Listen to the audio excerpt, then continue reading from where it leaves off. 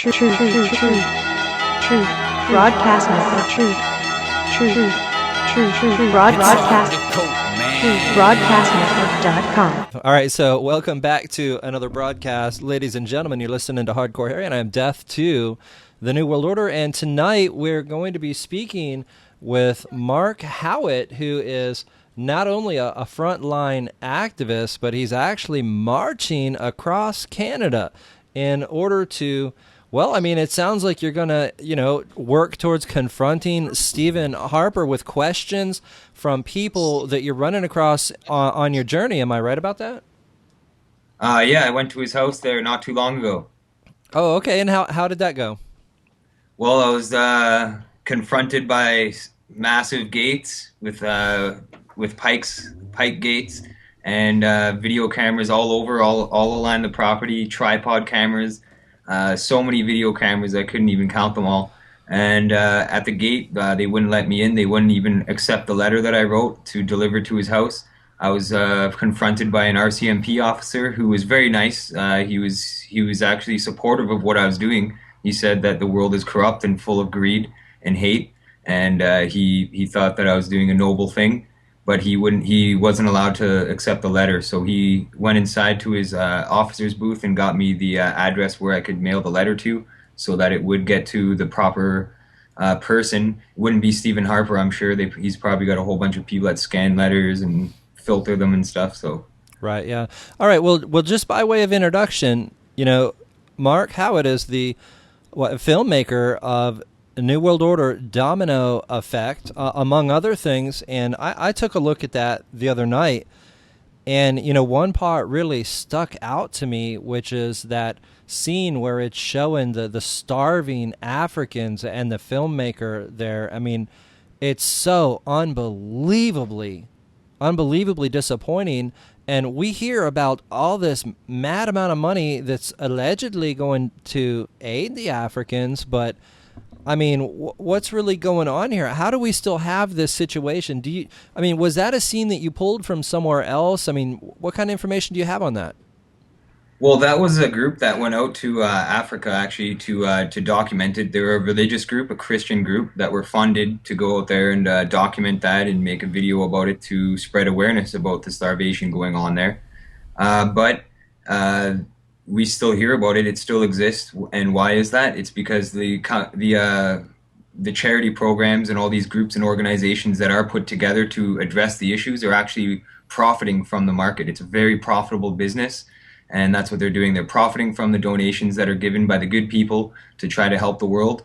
And you're not only seeing this with the starving African children donations and things like that to aid those people over there, but you're also seeing this in the cancer industry, Run from the Cure, breast cancer. All those things are big scams who are sucking big money out of the people who are donating their hard-earned money to try to find a cure for cancer when there already is many cures, natural cures, that are suppressed and not profitable to the industry, so they choose to disregard these cures and keep on promoting chemotherapy and surgeries and harmful remedies that are just going to make you more sick with new illnesses or increase the disease. So that's what's going on. It's a big scam, and people are not aware of it yet. They haven't really dug enough to find the truth.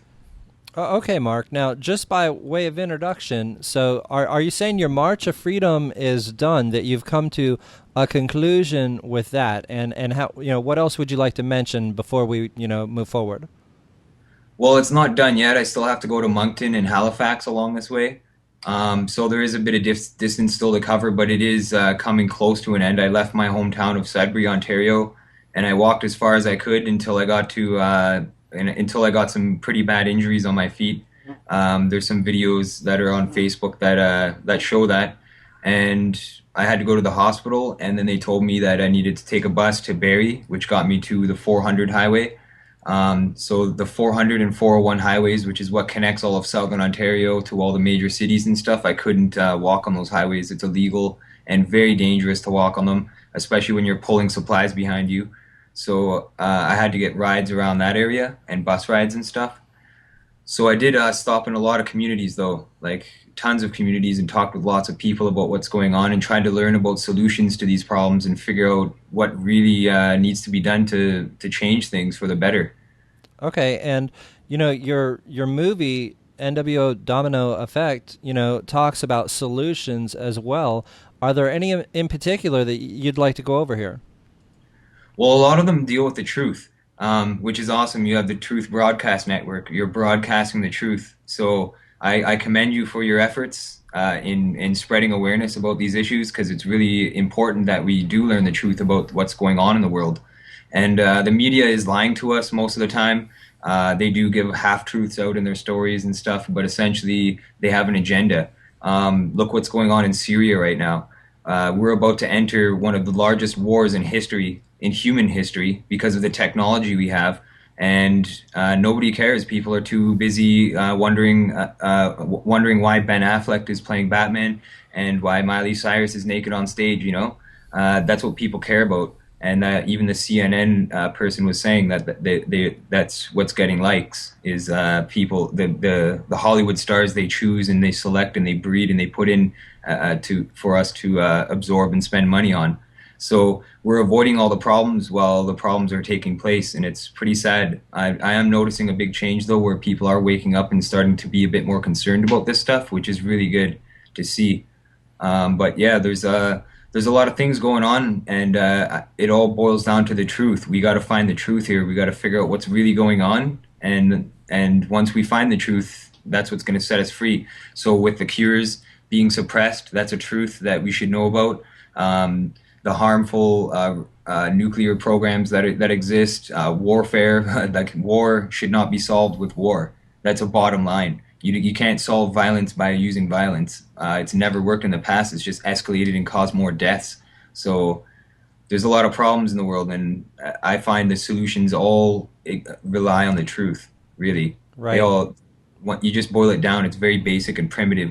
The truth, but they put out all these things that make it really technical and hard to figure out, and it distracts the mind. They love using distractions, and it keeps people away from finding the truth. But once you find the truth, you know it's the truth, and that's what they call the rabbit hole. Once you start digging, you can't get out. You just keep going for that truth.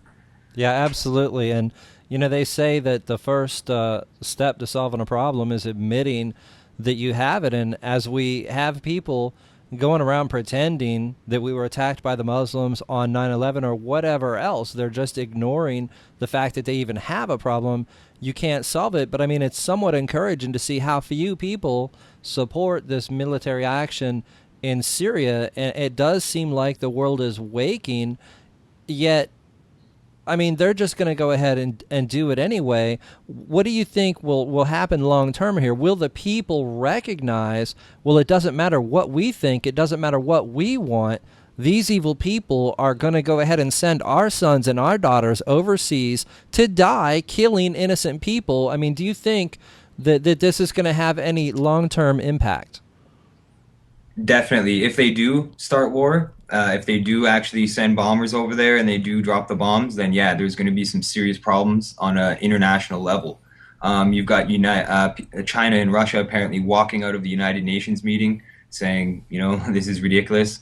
And I've been saying it all along, even for the last few months, I've been saying that China and Russia are allied together. And then who do you have allied with them? You have North Korea, and then you'll likely have Iran and Syria, and then you have a lot of other organizations in the Middle East that are totally against westernization and globalization and colonization.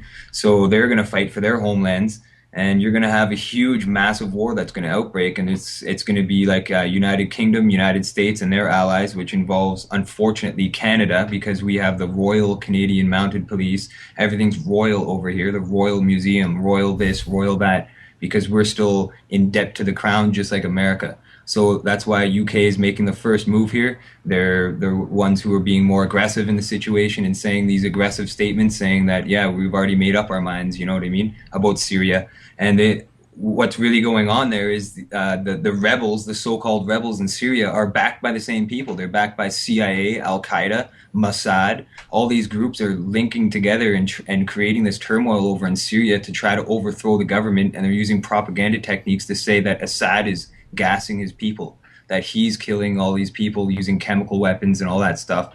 But you're getting all these intelligence leaks coming out lately that are saying that that it wasn't. It was actually the rebels that were using chemical gas. And David Icke actually has a very good film called Syria: The Truth. The first part of that is really good in showing what's really going on, because there's a lot of statements right from Syria, and the people are saying like the Assad is good. You know, that's not what's going on here. The Western media is twisting it all around and lying to everybody. So, Right. and that's Well, from a while ago. That's an old video. So I wonder because, I'm a Christian, and they generally believe that everyone is born evil. Everyone is born with sin in their heart. But I mean, my experience is that people, by and large, are literally trained. They're taught to do acts of evil or to be abusive to the people around them by the television, by the government, by the control structure at large. I'm wondering, what are your thoughts on that? you are absolutely right, my friend. Nobody is born evil. We are all born as babies. We are all born very innocent. We're born to laugh and smile and cry when we need food and water. And the government and these corporations and the banksters and the elitists, the globalists, as you could call them, they learned this a very long time ago. Like thousands of years ago, they learned this, that we need food and water to survive. And then they started charging us for it and making us work for it. Otherwise, we would go without, unless, of course, we go off the grid and start our own culture, our own society, community that doesn't need that. But they don't like us doing that either. They'll come in and take the land. You have to. They'll try to stop you. You know that you will meet some roadblocks if you choose that path. They don't make it easy for us to just get up and walk out of here. You know, to Right. live a different life. And you're absolutely right, though. Nobody is born with evil in their hearts. It is something that gets developed over time with the individual, with what they see, the communities they live in, the crimes that happen, people hating them, just the emotional abuse that exists within society these days and that are accepted because they're promoted by the media and the TV shows, movies, music, all that stuff. So you've got all these propaganda, brainwashing mechanisms coming in and shaping the individual and causing them to be evil. And it's if you had the opposite of that and you had a world of love and compassion, sharing, unity, you would actually see the world change to that direction. But they don't want that. They want to start wars and drop bombs on Syria and all sorts of bad things. So Right. Now, you have kind of a ZZ Top kind of appearance to you. Would you call yourself a naturalist? I mean, are you? I mean, we know people pull out of the system. Are you a off the grid kind of person, right? no, I have a family. I'm at home. You know what I mean? I have children. They go to school, more so for the social aspect of things, to meet friends and to learn education and stuff. And that's the way society is built too. That you do have to go and get a job to support your family or daycare for your kids and all that stuff while you're at work. It's a very intricate system that they've designed for us to be ensnared in from birth. So it is really hard to get out of that. I do plan on eventually transitioning to that state when I can do so. It does take money though. You'd have to save up for it and to pay for a property and to build your own home, etc. But I see more and more people actually wanting to take this path in life where they do want to step outside and live off the grid. And in fact, tomorrow, from where I am now, I'm just outside of Fredericton in a place called Douglas. I'll be going to another little community called Chipman. And this just was sprang upon me yesterday, actually. The idea to do this was to go see an earthship. A guy built an earthship for his home. I knew this guy a long time ago because I'm a musician and I've toured around North America quite a bit with the band I was in. I ran a record label and I was self-employed really for the last quite a few years, actually, booking shows for bands and stuff. So I did get to meet a lot of people along the way, and this guy owned a venue in Toronto that my band played, and he's since moved out here about a decade ago, and he's totally changed his ways. He lives off the grid as much as he can, so I'm going to go meet up with him tomorrow and document his property and see what he's done and ask him some questions about that and do an interview with him and just get firsthand coverage of what it is like to live off the grid. So that's one good thing about the March of Freedom. It's allowed me to just meet all different kinds of people with different concerns. I've talked to teachers, lawyers, people that were working with the United Nations, human rights activists, food advocates, farmers, all sorts of different people from all different walks of life. to hear the problems that they have and try to collectively address them at the same time. Right. Okay. Well, I mean, I find that particularly interesting that you're going to be going and checking out an Earth ship, and I can't imagine what that's like in Canada in the winter, but I'm sure, what is it, underground to some degree? Can you talk a little bit about what an Earth ship is for those who don't know? Well, it's a way to build your home using the earth. Essentially, this guy used tires. He pounded the dirt into the tires to compress the heat in so that it contains the heat inside its natural heating for the home. And he built it all himself. He's using solar panels, so there's no power. He doesn't, when the power goes out in the community that he lives in, he still gets power. So it's all solar powered and stuff. And that's essentially what an earthship is a sustainable home, really, that self-sustains itself as much as possible. Right. In the winter, though, he does need a wood stove and stuff. So, but I'm not sure exactly how he has it all set up. That's why I'm really looking forward to tomorrow to go see that firsthand. Yeah, yeah, you haven't seen that one yet, but I mean, I've looked at pictures of them before, and I think a lot of them they're built very differently. They might put, like glass bottles in the ceiling so that there's lighting through that. There's a lot of different techniques they use in order to come up with the energy that they need or really conserve the energy that they have. And I think it's very inspirational. A lot of people would look at something like that and think, oh, well, that's somebody that just can't afford a real house. But that's not. That's somebody who says, you know what, I don't want to be dependent upon the control system. And Yep. I think they're ahead of their time. Hopefully we see more of that into the future. Now, we're looking at your website, which is of course World Public Union, and I mean it's an impressive looking site. You're telling me you don't use WordPress, you do this by hand HTML.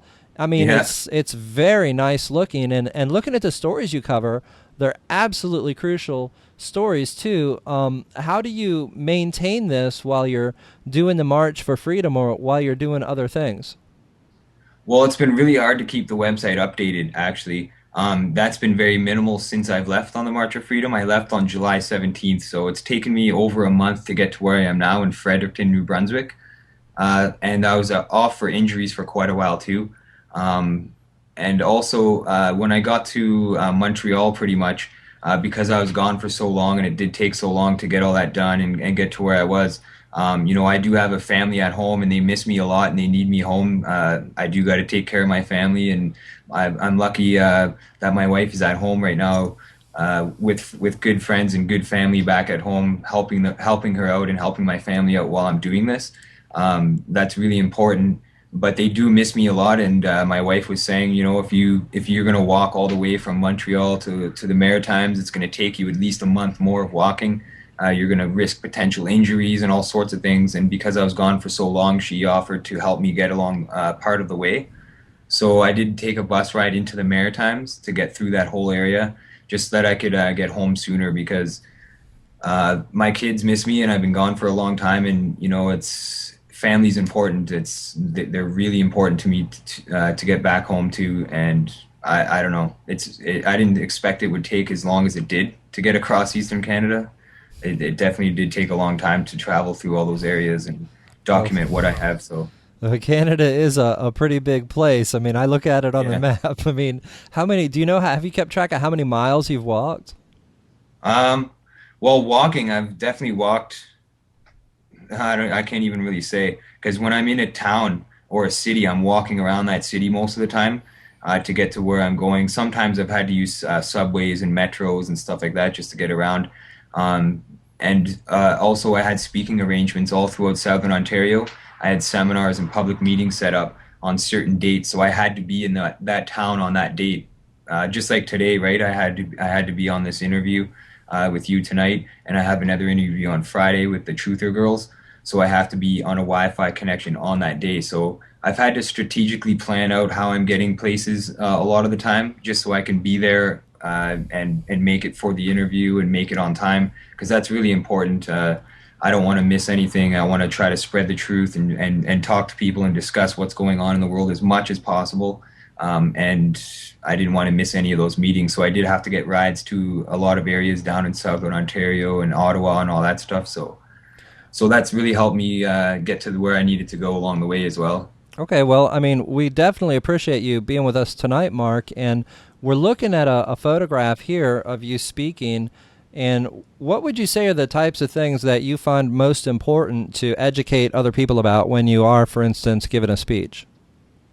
Well, what I try to do is I try to boil it down to the basics. A lot of people focus on one issue and they could talk about that for hours and hours, which is fine. I'm glad there is experts in certain areas that know uh, pretty much everything about a certain topic. I try to be more diverse with things. I try to learn a little bit about everything instead of a lot about one thing, which is why I've tried to really learn more about all the problems that I've heard about. And a lot of these problems are common problems that are really detrimental to the future of mankind. Really, these are involving all sorts of issues. But as I said, I try to boil it down to the most basic points, and that is that we could like food, water, shelter, hydro, electricity, all that stuff is costing us money. We go to our jobs and we're working for that, and then we're paying these industries back the money that we're using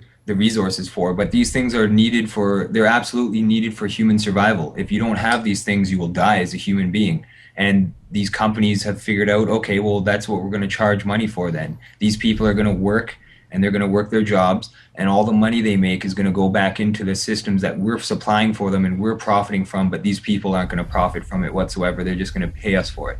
So that's what's going on here is they've figured out how to charge us money for the things we need to survive as human beings, and I find that really wrong. I mean, we're bred and trained from childhood to accept this system, and that's what's going on here is we accept this system, but we could be somewhere else. We could be in a lot more of an advanced situation in life where we aren't paying for the things we need to survive, and we would have more room financially or whatever means possible to expand ourselves as individuals, to increase our human potential, because our potential is being diminished because we're all going to work. We're tired when we get home.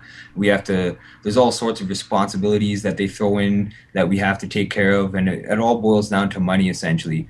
A lot of problems too. They're poisoning the food with genetically modified organisms that are making people sick, and they're being banned in other countries. But in North America, Canada, United States, Mexico, all those places, it's still there. They're still selling GMO foods, which are making people sick. There's fluoride in the water supply. Like that's got to be addressed. All the toxins and stuff that they're putting in the water, that's not right. The wars is another problem. Energy is another problem. They're fueling vehicles from gasoline so that they can, the petrol industry can profit, and the oil industry can profit while they're polluting the environment in the process. And we should be easily transitioned into solar cars or some other form like Tesla coils, Tesla technology to fuel these vehicles where there is no pollution, but they don't care about that. They just want their profits. So there's all sorts of these problems that are very easy to address the problems, and the solutions are very easy as well. We just have to do it. We have to work together and just totally repent against the system that they've created that are holding these injustices in place.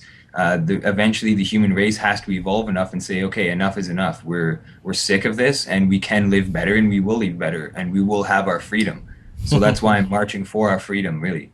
Right. Yeah. That reminds me of, I don't know if you saw the video, but the guy in Egypt during the first, the engineered revolution, where he said it doesn't matter if you're a Christian or if you're a Muslim or if you're a Jew, you demand your rights, and we will have our goddamn rights.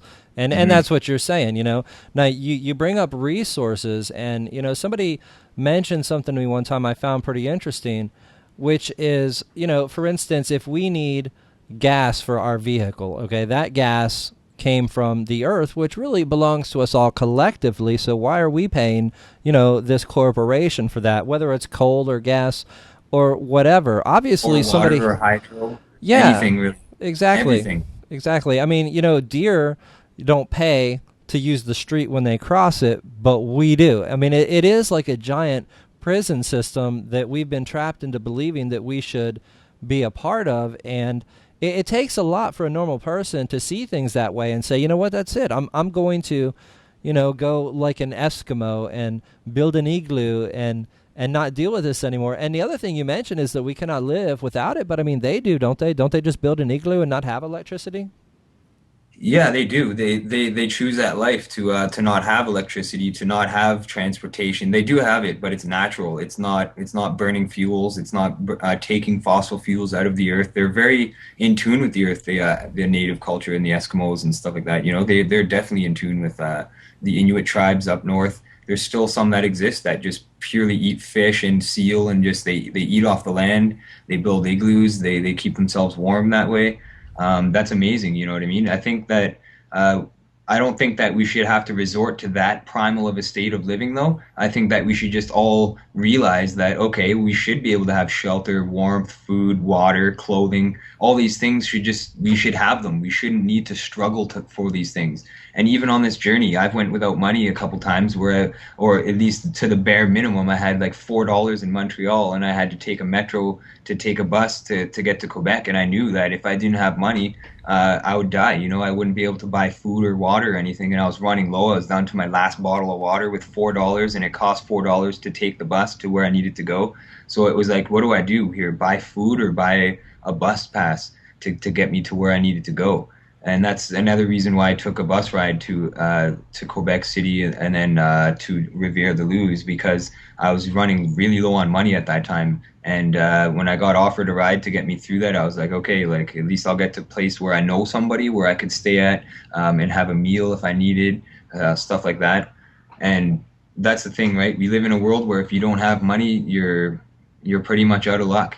And that's who I've met a lot of people on this journey who don't have money, and they are out of luck, and they are suffering. They're eating horrible food. They're getting sick. They're dying from it because they're struggling and they're stressed. They're stressing out. They're depressed. They're miserable. They don't even want to live. Some of these people because of money. Really, that's what it is. It's a piece of paper that they don't have, and because of that, they feel that their life is worthless. And unfortunately, there's enough apathy going around in the world right now. Contagious apathy, by the way, because it seems like it's contagious.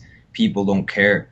They just, okay, this guy doesn't have food. Good, let him die. Let him suffer. That's disgusting. That there's some people out there with that mentality. Those people should be thrown in psych wards, and they should be treated for their mental disability, in my opinion. Absolutely. I agree with you 100% there. And, you know, I have to think that, I mean, I'm sorry, but a lot of Christians are like that. My own mother was like that. And, you know, she would say something to me because, you know, just like you're talking about all the things that are wrong with the world, that's what we do in the truth movement. And one day she said to me, isn't there anything you're happy about? And I said, yeah, I'm happy there are a few nations out there that are rising up against the New World Order and the control system. And she goes, oh, like who?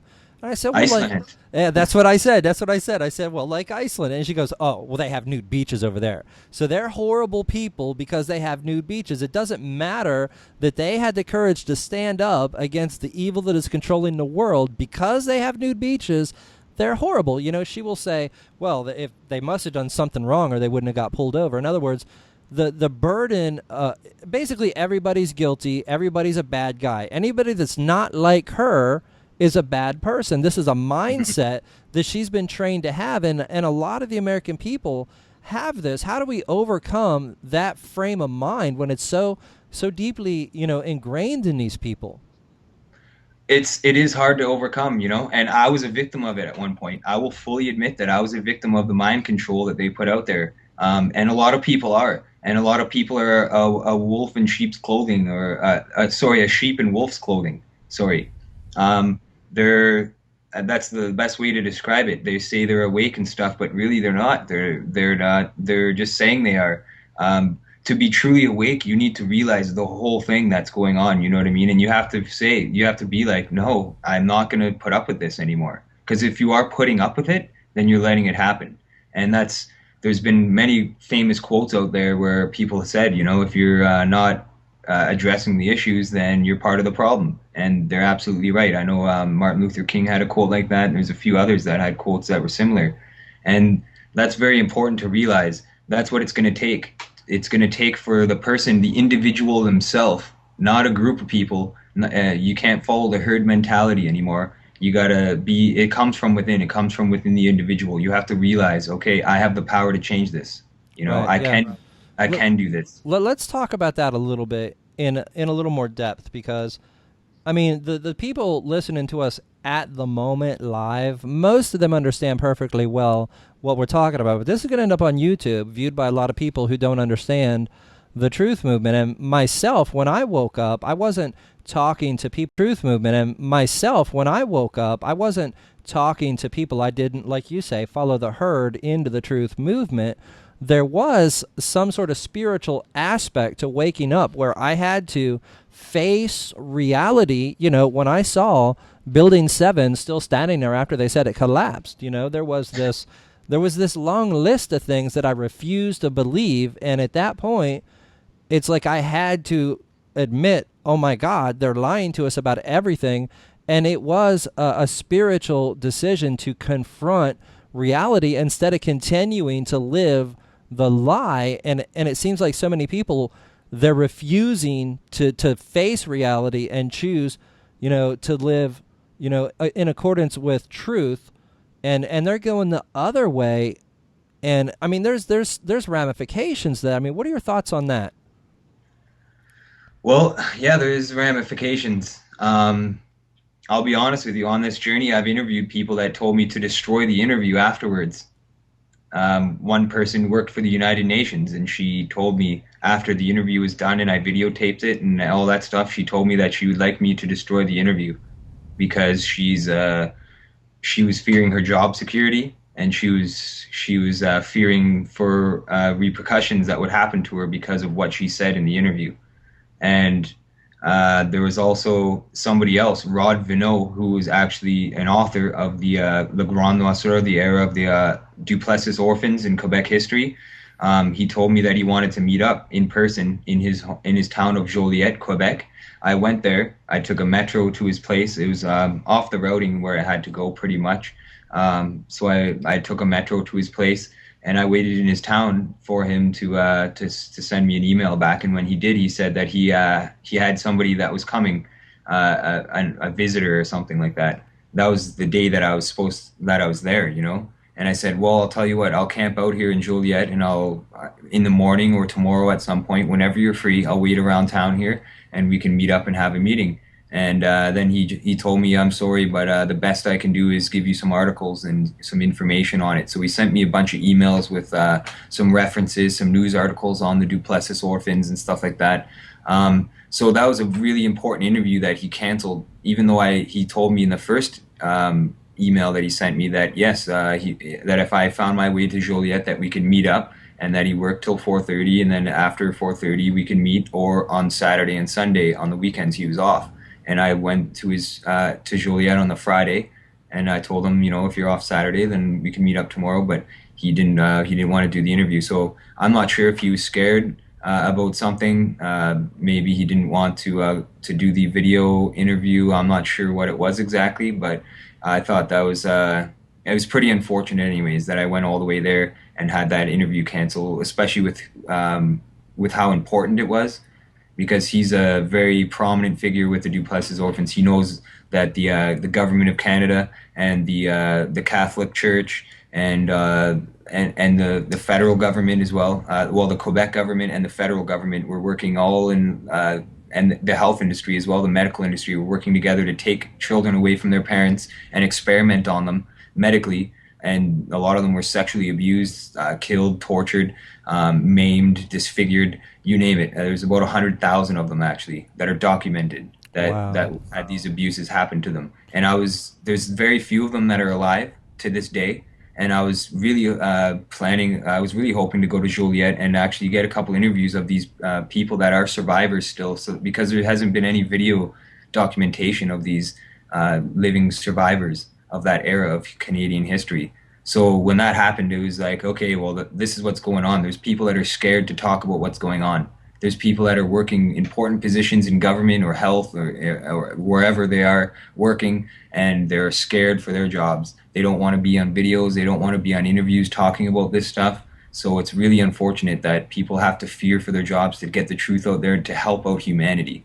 And that's what's going on. Well, I mean, it almost sounds like a case where somebody was like, oh, you know, I want to go ride this roller coaster, but when they got there and they actually saw it, they got scared when you showed up, and he was, Yeah, faced with the reality of what might happen to him in his personal life or his job or who knows. I mean, is this incident you're that's talking the world about? we're living in. Oh, go ahead. That's the kind of world we're living in, where Yeah, if you do yeah. work for government, you can get killed for talking about it. Well, and it's not just people who work for government. I mean, we remember after the Boston bombing, Dan Dix went to interview, what was it, the mother or the aunt Yeah, of one of them. And she was like, yeah, I'll talk with you. But when he got there, she was scared and she wouldn't speak with him. And it's hard to blame people in these situations because, they want to live. They want to be alive, next week. But this situation you mentioned with these children being abused and experimented on, is this related to, or is this the same as what I heard about children being buried behind schools or churches because they wouldn't? no. Okay. That's a different instance. What I was talking about was the Duplessis orphans, which were children that were taken away from families. Essentially, the Catholic Church was saying if there was a single mother who had children, her children were taken away from her because she was not married and it was against the Catholic Church. So they'd take her children away and put them in a Catholic school or a sponsored orphanage. And at these orphanages and at these schools, they were sexually abused, tortured. A lot of them were taking medications at a very young age that were destroying them, experimental medication. And during this time, actually, it's interesting to point out that after this time, actually, Dr. Ewan Cameron started up MK Ultra in Canada in the same area in Quebec, the same province. So that's got to link. That's got to be part of the same agenda, same group of people. I'm figuring working together. That's what I'm trying to get down. I'm trying to expose that. I'm trying to figure out what's going on there, connect the dots, and finally get the truth out. And that's why I thought it was important that I met with Rod Renault. Right. And I did talk about this in the documentary NWO Domino Effect. It was discussed, the Duplessis orphans. But what you're talking about, the bodies buried behind schools, that was actually native residential schools where there was native children that were taken away from their parents and brought to Catholic schools, and then they were tortured, abused, experimented on. Actually, a lot of X-ray experiments were done on the native children where they were overexposed to X-rays, and a lot of them got cancer and died or weren't able to reproduce again. There was a lot of eugenics going on also in these programs, and yeah, they would bury the bodies out right in the schoolyard, and there would be uh, child witnesses that saw this going on, and they talk about it later on, and a lot of them mysteriously died too. Kevin Annett exposed a lot, some of that stuff of the people that just suddenly died before their court appearances and stuff like that. So Yeah, I think that, one thing we don't think about enough is how much of the system that exists today is based upon the abuses, the experimentation that they did in the past. For instance, the medications, well, you could say the surgical procedures. I hate to say it, and it sounds harsh, but, they experimented on the Jews in Nazi Germany, and we benefited from that knowledge. The control structure now uses, some of those procedures. And for me, that's how they did it. Yeah. yeah, for me, I go pretty deep on this stuff, and I describe it as basically a Luciferian. They call the person or the animal being experimented on paper, they call it a sacrifice. And when you're, doing a sacrifice in order to acquire knowledge, I see that as a ritual. And that's how I talk about it on air. And now, because of the knowledge they've gained during these rituals in the past, we have an evil control structure that is just making the world a worse and worse place to live. Obviously, a lot of people want to, get off the grid and go back to a more natural lifestyle. And I think that's part of the reason, because they don't want to have anything to do with the medications. They don't want to have anything to do with the health care. They don't want to have anything to do with the control through the money and so on. That's part of the reason, right? Yeah, that's what it is. They don't want to be part of that anymore, and they just get up and leave.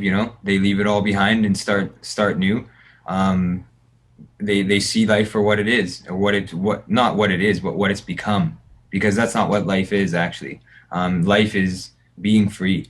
I just imagine being born in a world where you could do what you want. You can make your own decisions as long as it wasn't harming people. That would create a better world, I think, where of equality, where we're all equal. But that's another thing. They want us to be divided. They divide us on purpose, and they shatter your mind in a million pieces so that everything's separated, not collectively together. And that's what they do through TV, through media, through radio, through music. They shatter your mind into a million pieces so that you're confused and lost in this world of unlimited possibilities, you know. And that's how they divide us. That's why there's activists that are divided. Like even in small little communities, there's activists who won't work together because of basic little personal problems or social issues they have with each other. Something one person likes, the other one doesn't like, so they chose not to work together, even though what they're working on is going to benefit humanity. Uh, that's how they divide us, you know. And they Well, it's like it's black and white, love, hate, Republican, conservative, communist, socialist.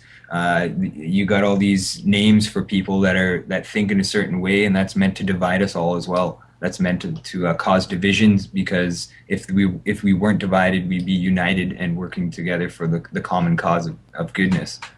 it's interesting you mentioned that because I was, kind of scheduled to speak at this march on DC on September 11th this year, and it was originally called the Million Muslim March, or at least that's how the mainstream media was trashing it. And I'm thinking, we should be working the truth activists should be working with the Muslims. And, some other liberty activists, truth activists were kind of in on it too. And then it kind of broke up over some division because a Democrat was involved or something. And so that's an example of something just falling apart. And I don't know, maybe it was some Democrat-controlled thing that wouldn't have been good, but, I mean, that's what we see happening all the time in the truth movement. So that's a great point that you make. Yeah, they want to smash us into a million pieces so that we're disconnected. But we got to be like the T-1000 in Terminator 2. We got to blob ourselves back together. You know, you lose an arm, okay, well, just get back together. The whole unit, all of us together. Like this can't be one person. As soon as you put your ego in play, that's when you lose it. If you have an ego and you're just trying to benefit everything for yourself and you're doing it all for yourself, you're doing it for the wrong reasons. And that's why a lot of people see that in activists too. You know, you got a speaker or somebody in your community that's doing something and they're like, oh, this guy here or this girl here is trying to take all the spotlight and stuff, when really all they're doing is working their butts off to make a difference. But sometimes they do let their egos get in the way, and then somebody doesn't like that. And we gotta be doing this for each other, for humanity as a whole. That's one thing I've learned on this journey as well, is we gotta do it together. Like you can't be divided, you can't be separated. We gotta be the sword that just cuts through, you know? Right. Yeah, I did a series on Romans 13, and that really helped me mature in my activism because it came down to loving your neighbor. And again, the conflict with the Christian community, and again, I am a Christian, but my mother or a lot of Christians would think that what I'm doing is a waste of time or whatever. But all I'm doing is I love my neighbor. I want them to know the truth. I don't want them to be subject to the control system. And that's all we're doing is we care enough about humanity. We care enough about the people around us that we want them to know what they need to know to make intelligent choices rather than walking into a trap, lining up for vaccination. My sister's daughter now has an autoimmune disease because she got over-vaccinated, and this is happening constantly. It looks like we lost your video. Can you still hear me? All right, so we have, for the moment at least, lost our guest. I'll hang up and try to get him back. Sometimes this will happen. It's no big deal. I can fill the time on my own, but I don't want to have to do that. And he is on a Wi-Fi connection because he is on his March of Freedom here, and you see it right there. At least you did. And we're talking with Mark Howitt, author of NWO, The Domino Effect. And this interview might be coming to a close, so I'm going to go ahead and let him know that I'm just going to go ahead and wrap it up. Looks like we lost you. Call back when you can. He says, weird, just got disconnected. Okay, let's answer this. And, okay, got you back, and your video is trying to come up. Okay, we are back on with Mark Howitt, and these things happen. It's no big deal. Just in case we lose you again, can you go ahead and plug your documentary? Is it a documentary? I mean, what do you call that kind of thing? NWO Domino Effect. Yeah, NWO Domino Effect is a documentary that I made. I also made a bunch of other ones. I made the James Holmes Conspiracy, Sandy Hook, the documentary, Eye of the Illuminati, 2012 Revolution, World Awakening, Malcolm X by Whatever Means Necessary, How to Kill a President, RFK Bloodline Assassins, Formation of Resistance. Wow. Hey, you know what? Let's go through these one at a time so we can talk about each one. Okay, you mentioned the James Holmes thing. This was this a Batman shooter? Yeah. Okay. The Aurora, Colorado shooter. Okay. And who they say is the shooter anyways. Right. Now, since you're making these documentaries on it, obviously you studied up on what was going on. My information is that there was somebody in the theater with a cell phone, and when he was cued, he got up, walked out the back of the theater, put something in the door so it could be reopened. Then people came in. One of them with a strobe light behind him, more than one incendiary device was thrown in the room. And is that information correct? And what would you add to it? I'm not sure about the propping of the door. I do know that somebody took a phone call in the theater and left. Now they're trying to say that was James Holmes, I believe. But I don't think it was. I think that was somebody else that was part of it. Also, the person inside the theater, there was more than one incendiary device, like you said. There was smoke bombs and stuff like that set off in the theater. So nobody actually saw the shooter. Nobody, not one person in that theater saw who it was shooting. The person was wearing full body armor from head to toe, covered. There was no skin showing whatsoever. The person was shooting people in the theater. And then James Holmes apparently is around the back of the building, parked outside in his car, sitting there all dazed and just waiting to be caught, really. And they found a second gas mask near the end of the theater as well, indicating that somebody with a gas mask ran away and got a considerable distance behind the building before dropping their gas mask and escaping. So there's all sorts of anomalies with that case. The witnesses saying there was more than one person in there. Just the fact alone that nobody witnessed James Holmes doing the crime or shooting anybody should be enough that he's innocent. And then you look at him in court, and he's all dazed and drugged out. He can't remember anything. He's not reciprocal, pretty much. So you got all these problems with that case that just don't add up, and I tried to expose as much of it as I could. Mind you, I made the documentary like right after the crime happened. Okay. I tried to soak up all the early news reports because those are the most important ones. You get the rare interviews early on, and then the media will suppress those interviews later on. So that's why when something like that happens, I try to get it on it as early as possible to get videos about it. Sandy Hook, I started a bit after that happened. Well, let's not move on to Sandy Hook yet. Let's take them one at a time, because I'm still on the James Holmes thing. You know how they use fake wit. Oh, go ahead. I wrote a letter to the Innocence Project of Colorado to try to get them to look at his case, because they work with people who are on death row to get them off, and they've had a high percentage rate, but they said they can't do it unless they have DNA evidence. The thing is with the James Holmes case is there's so much other evidence that's not really DNA. Like, they were clean about it. Whoever the team was that was orchestrating that event. I would say it's a team because there had to have been more than one person on there. And there was also on the police audio, if you listen to the police scanners during the shooting and all that, you'll hear officers saying, yeah, I'm going to find another suspect.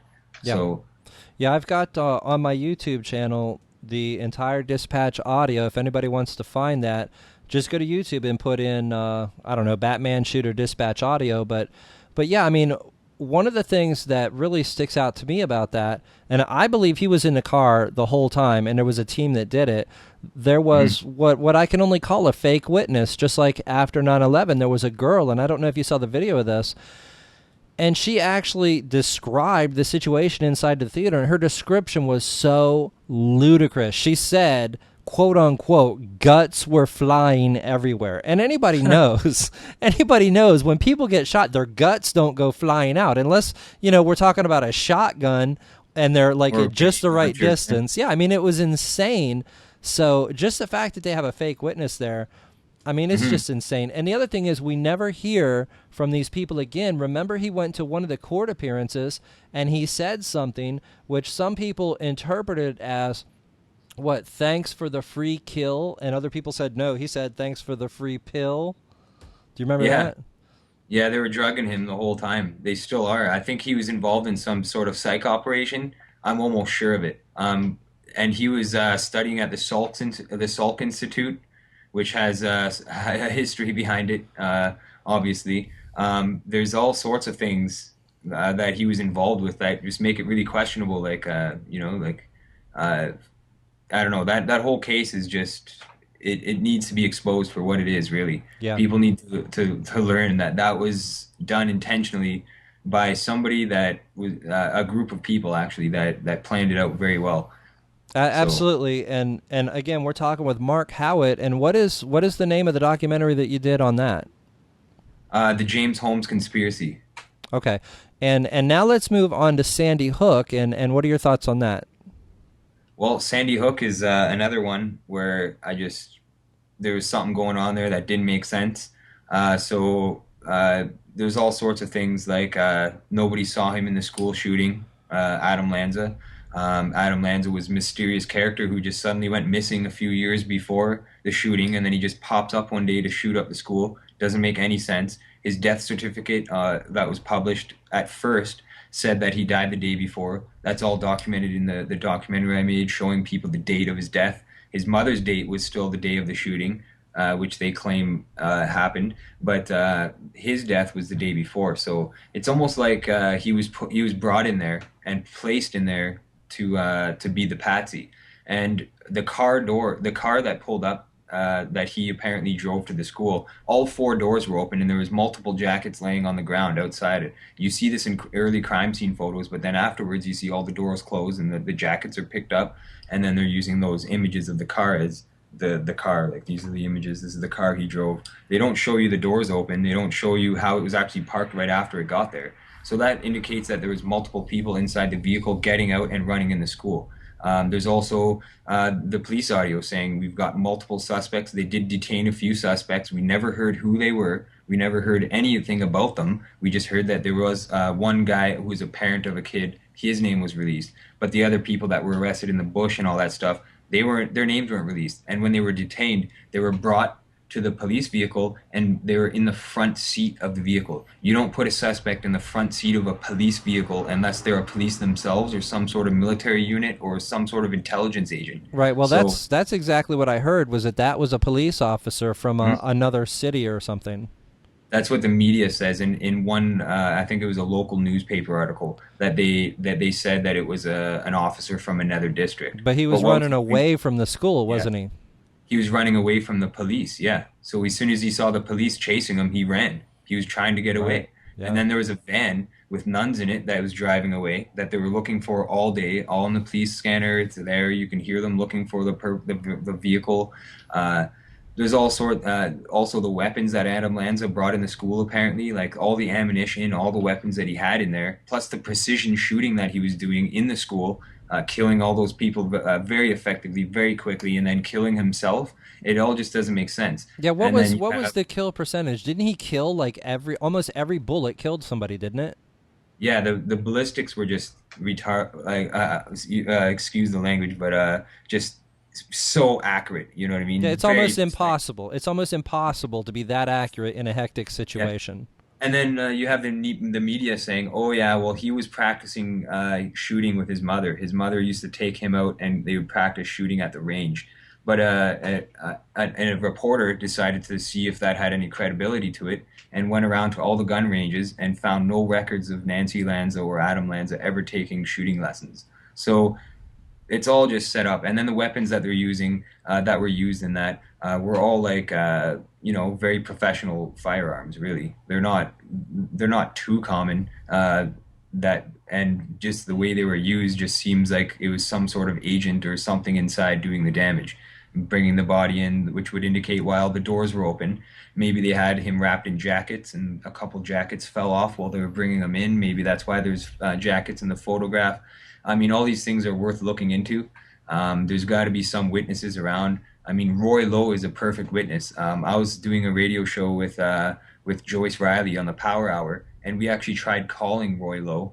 Well, they did. The studio claims they tried calling him before to get him on the show, but they couldn't get an answer. Like the number was disconnected. So that's Wow. pretty strange. But he's the guy who witnessed the police officer in the front of the vehicle, and he said it right on the interview. The news reporters were told not to videotape the suspects that they detained, so they were trying to cover it up for sure. Okay, now another interesting thing that I notice here is that with Nancy Lanza, weren't they hinting that she was a truther, or she might, be like a truther? And then A prepper, yeah. yeah, with each of these psyops, they have gotten more and more open with saying, okay, like they say, what is it, the mother or the aunt of the Boston bomber is a truther. This keeps coming up more and more. And in this march we were going to do on September 11th, they were basically calling truth activists terrorists on Fox News. So it's coming out, and it's always coming out in a negative light. And I mean, what are your thoughts on that? Yeah, that's a smear campaign against all activists. They're gonna probably do it more and more coming up. They're gonna try to do more or orchestrate more events and blame people that are trying to make a difference and that care about humanity as the culprits. So what they're doing is they're turning people who have love in their hearts and making them seem like they're hateful. They're painting the wrong portrait. That's what they're good at. You know what I mean? The word Hollywood comes from Merlin's staff because Merlin's magic wand was made of Hollywood. It was made of the Hollywood tree. So that's where that whole thing comes from because it's all magic, right? They're just playing with us. They're Yep. they're making illusions. They're creating an elusive world, and we're all, not all of us, but there's a lot of people that have fallen victim to that, and it's our job, I think, to wake them up and pull the blindfold off their eyes and say, look, here we go. I know you're a bit scared right now, but just take my hand and we'll get through this together. That's what we got to Absolutely. do.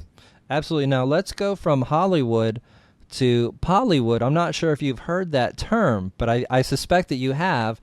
And, Actually, I haven't. Hollywood, never. okay, Haven't well, heard of it. Pollywood is a term used to describe like a Palestinian Hollywood, where it is said that Arabs use basically crisis actors. They stage events and use crisis actors, like is alleged to have happened at the Boston bombing, and they recently, allegedly got caught using crisis actors in Syria. And I'm wondering, what are your thoughts? Because you seem like a really smart guy that really digs into things. What are your thoughts on the allegations of crisis actors at the Boston bombing? Um, well, the Boston bombing incident, there's that guy, the amputee, who there wasn't really a tourniquet around his leg. I Right. noticed in the pictures. I was looking at the pictures, and it seemed like that kind of injury, he would have died easily. Yeah, and especially if you sit him up in a wheelchair, I mean, his blood should have been flowing out the bottom, and Oh yeah, you can see a close up where somebody's allegedly holding something around his arm, and it's not tight around him. exactly. It's just wide open. With So that injury, you would have lost so much blood instantly. It would have just got your heart pumps out so much blood. It just would have all came out of the arteries that were disrupted, and just it would just bleed out all over the place, causing death. So right, there is a lot of yeah, but yeah, the it's like Boston bombing. we're saying something, and it's like your eyes are seeing something, and your mind doesn't want to, believe it because it's so outlandish. How do you think the truth movement should deal with situations like that, where it's just like, oh my God, nobody's going to believe this? Well, we just got to remain vigilant, I think, and I think it's working because walking across Eastern Canada and traveling to all these different communities and walking through communities, essentially, I've talked to so many people, and a lot of people are aware of what's going on. It's amazing. It's like they know what's going on, and they know a little bit about this and a little bit about that, and they actually see the world for the way we see it, even like how there is a lot of corruption going on, which is really good. That means that we're actually waking people up, that people like us that are talking about this stuff independent news, just everybody, even at school, at coffee shops, they're talking about this kind of thing as common conversation now, which is good. I think that this kind of stuff, the truth movement, should become it should become a trend. You know what I mean? Uh, Justin Bieber and all that stuff is kind of trendy right now. That's what they're trying to put in there to make trendy for us so that we'll all get suckered into that and buy into that. But really, I think when the truth becomes trendy, I think then we'll really see a difference, and that'll mold mainstream media as well, and it'll force them to cover the stories that are truthful and really important. And it's just going to take all of us to be awake about it and just not take no for an answer. We got to send letters and emails to these people and tell them our concerns, sign petitions, let them know that we're not going to take it. Because a lot of people, they just post on their Facebook. They'll post an article here and there, or that's what they spend their whole day doing, really, is just data mining, which is good. It's good to data mine and spread information and give resources out to people. But when that's all you do, and there is serious problems that are needing to be dealt with, we got to take action at some point, you know? Yeah, you gotta absolutely. take action. Absolutely. So we're going to wrap this up pretty soon, Mark. Let me see if I can let you get through your list of documentaries without having to like talk more about one of them now. Go ahead. Okay, yeah, so you want me to just rename them? Yeah, just go ahead and name them so people can find them on the internet if they want to watch them. Okay. Well, I would suggest anybody who hasn't seen any of my films to check out NWO Domino Effect. That's the most recent one I made. That one deals with a lot of issues that I'm actually doing the March of Freedom about. Really important stuff that affect all human beings, I think. And then there's Sandy Hook, the documentary, which we talked about. The James Holmes conspiracy, which we also talked about. Eye of the Illuminati is another good one that I made. That one deals with a whole variety of issues, secret societies, royalty, colonization, the history of humanity, just all sorts of things. Mind you, when I was researching that, I did put a couple things in there that I now feel differently about, more so with the theory of evolution and all this stuff. So it is older material. It's from 2012. But I'm always learning, so I'm always trying to put out what I've learned about. So Eye of the Illuminati is really good, though. It deals with a lot of psychological issues as well as mind control issues and stuff like that. And before that, there was 2012 Revolution, which has to do a lot about the Arab Spring, the Egypt uprising, and why that was all happening. It also deals with colonization and political control and corruption. And before that, I made Evidence of Murder, which is actually split into a bunch of documentaries. You can find them on YouTube. How to Kill a President is about John F. Kennedy assassination. That one's been banned outright on YouTube from what last I checked. There was no audio on it, I believe. So it's just you can watch the video, but you can't hear anything that's said. Wow. And there's RFK, Bloodline Assassins, which is about Robert F. Kennedy, who was also assassinated by... It is my theory and many others that it was by the CIA. Actually, I wouldn't call it a theory. I'd call it a fact if you look at the documentaries and all the videos out there. Definitely. So there's also Malcolm X, By Whatever Means Necessary. That one there deals with Malcolm X's murder, his assassination by the FBI and members of the government. And there's the first one I made was called The Formation of Resistance, that one's very amateurish. It was just like, I was just learning how to do video editing at that time.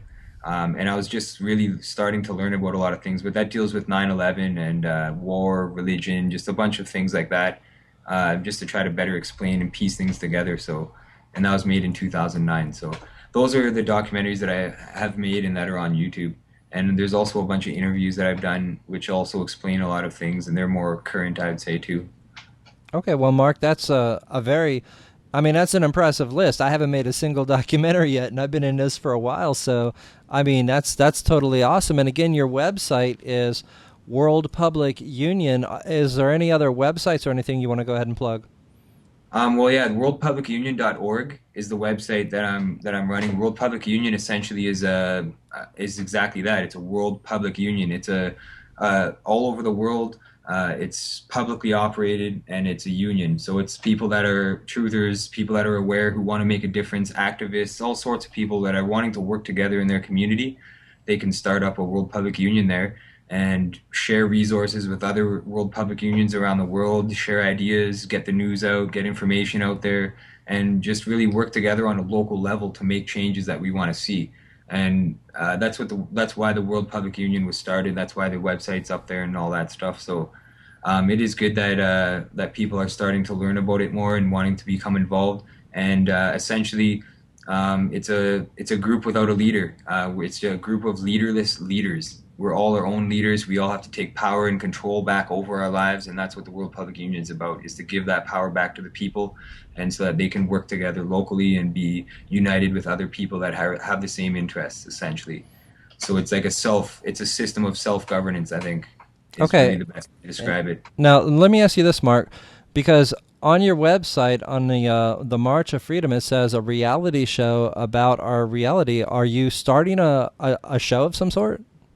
Yeah, the March of Freedom is entirely a reality show. I've been documenting along the way the whole time, videos, taking tons of videos of people I've talked to, places I've been, buildings that were made, monuments. I've knocked on the front doorsteps of Freemason lodges.